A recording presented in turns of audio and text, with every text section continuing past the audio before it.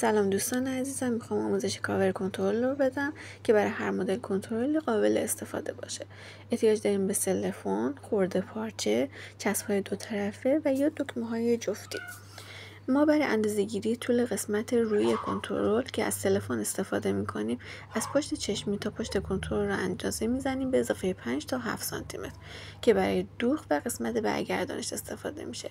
برای قسمت عرضش ما کنترل روی سطح قرار میدیم، از یک سمت سطح تا سمت دیگه سطح اون قسمتی که بزرگتره اندازه می‌زنیم 8 سانتی متر. هر اندازه‌ای که برای قسمت روی در نظر گرفتیم، همون اندازه رو برای قسمت پشتی هم در نظر می‌گیریم.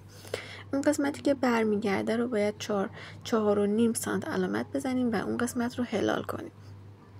برای قسمت پشتی کنترل رو هم میایم طولش هر اندازه که بود به اضافه 2 سانت جای دوخت در نظر میگیریم.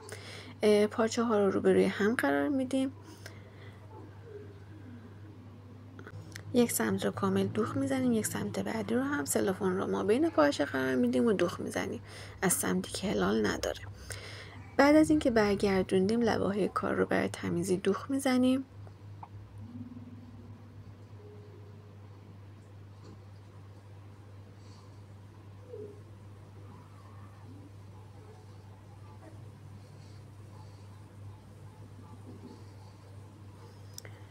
برای اینکه کار تمیزتر باشه، چسب دو طرفه رو اون یه سمتی که میخوایم چسبیده بشه روی پارچه دوخت میزنیم. بهتر نیم سانت تا 1 سانت از کنار کارمون، اون سمتی که تلفن نداره، فاصله میدیم و دوخت میزنیم.